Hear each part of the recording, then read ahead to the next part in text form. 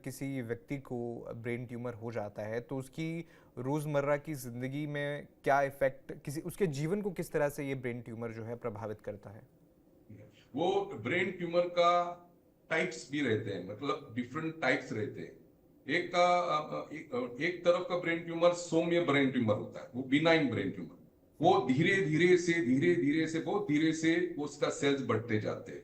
जी। और दूसरे टाइप जो होता है वो घातक होता है, वो हम बोलते हैं कैंसरस, जिसमें कैंसरस सेल्स मतलब कैंसर का वो फैलने का चांसेस रहते हैं। तो ये ट्यूमर जो है वो बहुत जल्दी से बढ़ता है और बहुत जल्दी से पेशेंट को तकलीफ देना लगता है, जैसा सिर दर्द, झटके, हम बोलते हैं कन्वल्शन या मिर्गी या झटके बोलते हैं उसको, और दौर्य भी बोलते हैं। जी। तो ऐसी ब्रेन ट्यूमर वो प्रेशर के कारण से, ब्रेन प्रेशर के डालने के कारण से ऐसे सिम्टम्स उसको हो सकते हैं, लक्षण हो सकते हैं। और उसका पूरा व्यवहार में चेंजेस रहते हैं, उसका बोलने में चेंजेस हो सकते हैं, नजर कम हो सकती है, हाथ पांव को कमजोरी आ सकती है। बिल्कुल। तो डिफरेंट टाइप्स ऑफ सिम्टम्स रहते हैं, और वो ब्रेन ट्यूमर किधर बनता है, कौन सी जगह पे बनता है, उस हिसाब से वो पेशेंट को दिक्कत हो सकती है। बिल्कुल, आप टाइप्स ऑफ ब्रेन ट्यूमर्स की बात कर रहे हैं, तो आपने भी बताया कि कुछ बहुत खतरनाक भी होते हैं, लेकिन क्या सारे टाइप्स के ब्रेन ब्रेन ट्यूमर जो हैं वो खतरनाक होते हैं, जानलेवा होते हैं, या किसी में इलाज जो है जल्दी हो जाए तो बच सकता है इंसान? नहीं, या जो जो ट्यूमर सौम्य बिनाइन होते हैं, वो जी। आप धीरे धीरे से बढ़ते रहता है। जी। तो पेशेंट को भी तकलीफ कम रहता है, मगर वो धीरे धीरे से होता है। और ये जो सौम्य ब्रेन ट्यूमर है, वो ब्रेन ट्यूमर का सर्जरी या इलाज करने के बाद वो पूरे क्योर होते हैं। जी। जो ब्रेन ट्यूमर घातक होते हैं, तो उसका वो इलाज अलग होता है। पहला ऑपरेशन होता है, ऑपरेशन के बाद रेडियोथेरेपी लगता है, उसके बाद कीमोथेरेपी भी लग सकता है। तो उसका जो इलाज जो है उसका प्रोसेस अलग रहता है। मगर जी। जो सौम्य ब्रेन ट्यूमर होते हैं, वो सर्जरी के बाद, निकालने के बाद पेशेंट एकदम ठीक हो सकता है। बिल्कुल। डॉक्टर साहब, इस तरह के मामलों में ब्रेन ट्यूमर के खासकर अगर मैं बात करूं तो इसे जल्दी पहचानना कितना ज़रूरी हो जाता है? और आपने अभी कुछ सिम्टम्स की भी बात की थी, मैं चाहता हूं कि दर्शकों के साथ थोड़ा एलेबोरेटिव वे में उन सिम्टम्स को बताया जाए और इसे जल्दी पहचानना कितना ज़रूरी हो जाता है। ये बहुत ही आपने अच्छा सवाल पूछा है कि ये जानना जितना जल्दी वो आपको जान आ गया, वो पहचान आ गई, तो जल्दी से आपका इलाज, वो पेशेंट मरीज का इलाज हो सकता है। तो वो बहुत इंपॉर्टेंट है। और कोई कोई भी ऐसे लक्षण होते हैं कि उस पर ध्यान देना पड़ता है। अगर आप सिर दर्द किसी की वजह से भी हो सकता है। आप एक दिन ज्यादा ही जागरण किया, तो नेक्स्ट डे आपका सर हेवी होता है और जी। सर दर्द होने लगता है। मगर वो सर दर्द वो दूसरा होता है, मगर वो अलग होता है। जब ब्रेन ट्यूमर बनने लगता है, वो सर दर्द वो इतना भारी होता है, मतलब इतना वो कि पेशेंट जो है वो सहन नहीं कर पाता है, और वो सर दर्द, सिर दर्द बढ़ते जाता है। और वो सर दर्द सुबह ज्यादा होता है और उसके बाद उल्टी आती है। अगर सर दर्द है और सर दर्द के बाद उल्टी आती है, उसका मतलब है कि ब्रेन का प्रेशर धीरे धीरे से बढ़ रहा है। तो उस पर ध्यान देना चाहिए। दूसरी बात है, कभी कभी ऐसा झटका आता है, मरीज बेहोश होता है, 5 मिनट के लिए बेहोश होता है और बाद में वापस होश में आता है। तो कभी कभी पूरा हाथ पांव ऐसा कांपने लगते हैं, उसको हम बोलते हैं झटके या दौरे या फिट्स, ऐसा भी हो सकता है। कभी कभी हाथ पांव में कमजोरी आती है, मगर ये लेट स्टेज पे आता है। पहला जो स्टेज है वो कंटिन्यूअस सिर का दर्द, वो सिर का दर्द निग्लेक्ट नहीं करना चाहिए। अगर ये सिर का दर्द आपको तकलीफ कर रहा है, तो तुरंत आपको डॉक्टर के पास जाना चाहिए और जी। इलाज करना चाहिए। बिल्कुल, इस पर मेरा ये सवाल ये भी रहेगा, क्योंकि देखिए आज का लाइफ़स्टाइल ही हमारा ऐसा हो गया कि तनाव इतना है, और आपने भी जिस तरह से ज़िक्र किया कि अगर ज़्यादा जागरण कर लीजिए तो आप अगले दिन आपको सिर दर्द हो जाएगा। लेकिन सर दर्द तो कई बीमारियों के लक्षण में आता है ना, तो किस स्टेज पर किसी व्यक्ति को डॉक्टर के पास जाना चाहिए कि अब जो है डॉक्टर से चेकअप करा लें, ये सर दर्द लगातार आ रहा है, या आपने भी थोड़ा जिक्र किया था अभी इसका, तो कब एक व्यक्ति सर दर्द की शिकायत लेकर डॉक्टर के पास जाए, अपना ज़रूर चेकअप कराए कि ये ब्रेन ट्यूमर ना हो?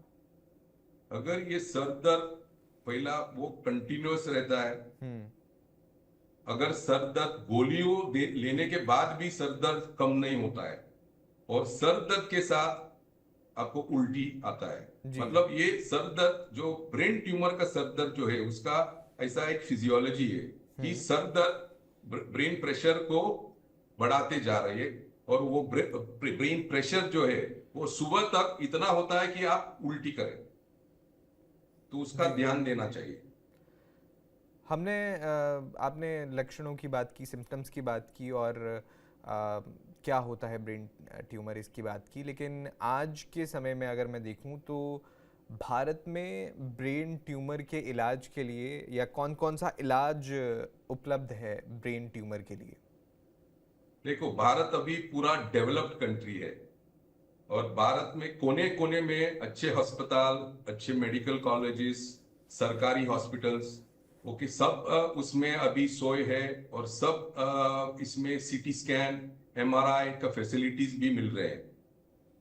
तो ये इलाज जो है, वो पहला इलाज जो है वो सीटी स्कैन, एमआरआई करना, पहला इसका डायग्नोसिस होना जरूरी है। तो डॉक्टर के पास जब आप मरीज जाता है तो उसके बाद उसका इलाज डायग्नोसिस से होता है। और अभी जो है, जो हम ब्रेन ट्यूमर का इंसिडेंस बढ़ा हुआ है ऐसा दिख रहा है, वो ये डायग्नोसिस के रीजन से है। डायग्नोसिस होने के कारण वो ऐसा हमको लग रहा है कि ब्रेन ट्यूमर ज्यादा हो रहे हैं। बिल्कुल बिल्कुल, अभी मैंने शुरुआत में भी जिक्र किया था कि अब भारत में जो है हर साल 50,000 के अराउंड केसेस आ रहे हैं, और ज़्यादातर या 20% जो है स्टडी बताती है कि वो बच्चों में सामने आ रहे हैं। तो ऐसा स्पेसिफिकली क्यों है कि अचानक, आपने बिल्कुल एक डायग्नोसिस की बात की है, लेकिन क्या इंडियन्स के लाइफस्टाइल में भी कुछ ऐसे चेंजेस आए हैं जिसकी वजह से ये केसेस बढ़ गए हैं, या सिर्फ डायग्नोसिस इसका कारण है? नहीं नहीं, वो डायग्नोसिस का वो ज्यादा अभी रोल है, इसीलिए। तो ऐसा नहीं कि अचानक इंडिया में ब्रेन ट्यूमर्स बढ़ गए, ऐसा नहीं है। मगर वो डायग्नोसिंग सिस्टम जो है वो अभी रूरल एरिया में भी मिलता है। हमारे महाराष्ट्र में अभी कोने कोने में, सब गांव में भी सीटी स्कैन, एमआरआई की फैसिलिटीज है, उपलब्ध है, और हॉस्पिटल्स भी आए हैं। तो वो जल्दी डायग्नोस होते ही जल्दी उनको इलाज मिलता है। डॉक्टर साहब, कोई ऐसा ऐसी कुछ लाइफस्टाइल में डेफिनेटली बदलाव है। स्ट्रेस ज्यादा हुआ है, ओके, खाने पीने में बदलाव हुआ है, मगर उसका वो खास रिसर्च नहीं आया है। ये सब ऐसा ये करने के लिए, प्रूव करने के लिए। जी जी, और मैं ये भी पूछना चाहूँगा कि हम जैसे अभी जो मैंने स्टडी का जिक्र किया कि 20% बच्चों में सामने आ रहा है, कोई टारगेट एज भी है क्या कि इस एज ग्रुप के पर्सन्स को खास तौर पर इन सिम्टम्स पे ध्यान देना चाहिए? अगर उन्हें इस तरह के सिम्टम होते हैं तो सबसे पहले जाके डॉक्टर को चेक कराइए। कुछ टारगेट एज ग्रुप है जहाँ पर कि इसका जो खतरा है वो ज़्यादा हो जाता है?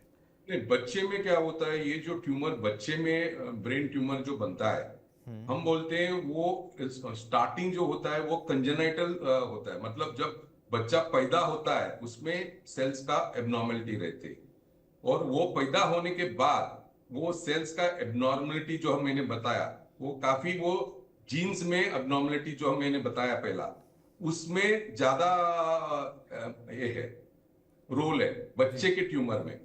मगर बच्चे की ट्यूमर में ऐसा क्या है कि वो माँ बाप को ध्यान देना पड़ता है कि बच्चा अगर वो बार बार वो बोल रहा है कि मेरा सर दुख रहा है, मेरा आंख में दिखने नहीं आ रहा है बराबर, तो वो तुरंत जाके वो डॉक्टर को दिखाना चाहिए। अगर बच्चे को उल्टी आती है, उसका खाना कम होता है, तो बच्चे लोग को खाना चाहते हैं मगर उसको खाने का इच्छा ही नहीं है, कुछ खाने का इच्छा नहीं, वो पूरा पूरा दिन भर ऐसा ही बैठा रहता है। वो बोलता है नहीं, मेरे को स्कूल नहीं जाने का है, मेरा सर बहुत दर्द हो रहा है, आंखें में, नजर में कमजोरी आ रही, तो उसको तुरंत जाके चेक करना होता है। तो वो ध्यान देने का और वो माँ बाप का रिस्पॉन्सिबिलिटी रहता है, फर्ज होता है। बिल्कुल पेरेंट्स के लिए भी ये बहुत समझना ज़रूरी है कि इस तरह के कोई भी सिम्टम्स अगर दिखते हैं जिस तरह से डॉक्टर साहब ने बताया, तो तुरंत डॉक्टर से चेकअप कराना बहुत ज़रूरी हो जाता है, क्योंकि जितना अर्ली डायग्नोसिस होगा